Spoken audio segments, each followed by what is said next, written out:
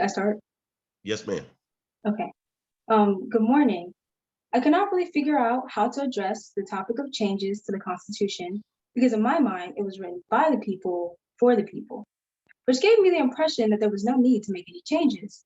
So I decided to start by taking an in-depth look at the Constitution instead of viewing it in mere snapshots. As I began to read the Constitution, I started to see things that prompted a voice that screamed for change. When it comes to the Constitution, we can all agree that there are much needed changes. Today, I would like to address some of those changes that I believe need to happen immediately. As we think of the Constitution in its entirety and where it originated from, we all know that it was not designed with every human being in mind. Thomas Jefferson believed that a country's constitution should be rewritten every 19 years, although he did not partake in writing it.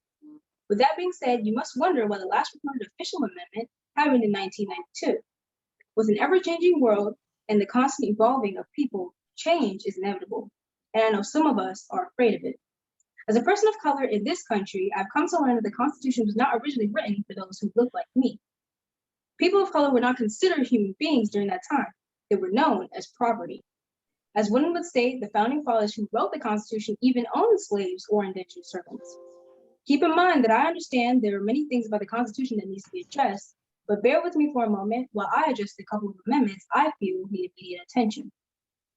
For starters, let's look at the 13th Amendment, Section 1. It reads, "Neither slavery nor involuntary servitude, except as a punishment for crime whereof the party shall have been duly convicted, shall exist within the United States or any place subject to their jurisdiction." Think about this for a moment. Why is this still a part of the Constitution? Some may say it suggests the moment a person of color is convicted of a crime, they can be enslaved, whereas others say prison is the new form of slavery. Which do you believe?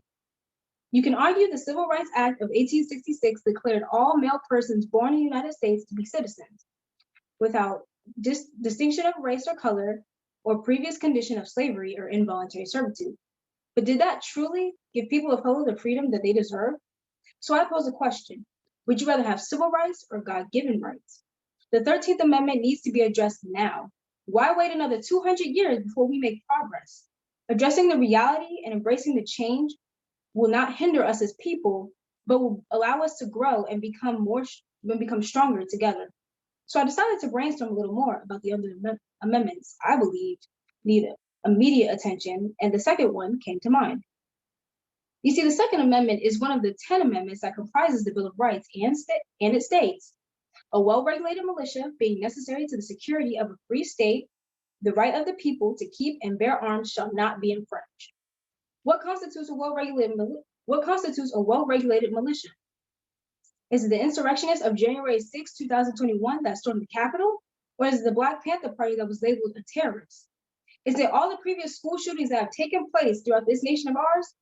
When are we going to take a hard look at this amendment and say that the right to bear arms is not for everyone?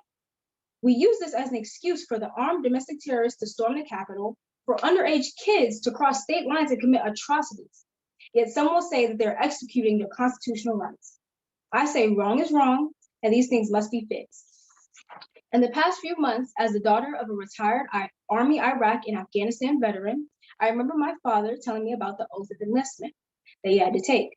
He would say that during his reenlistments that he swore to protect the Constitution of the United States of America against all enemies, foreign and domestic.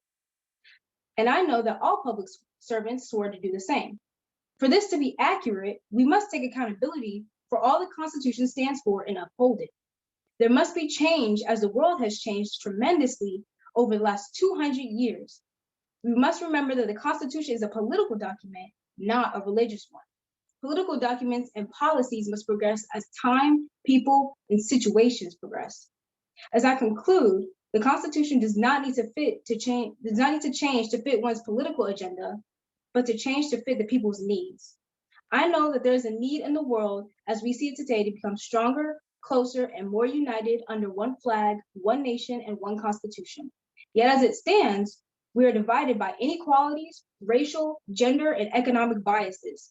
For us to become the nation that we are destined to be, change must occur.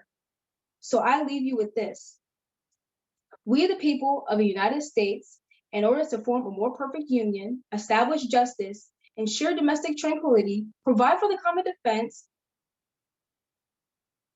promote the general welfare, and secure the blessings of liberty to ourselves and our posterity, do ordain and establish this Constitution for the United States of America.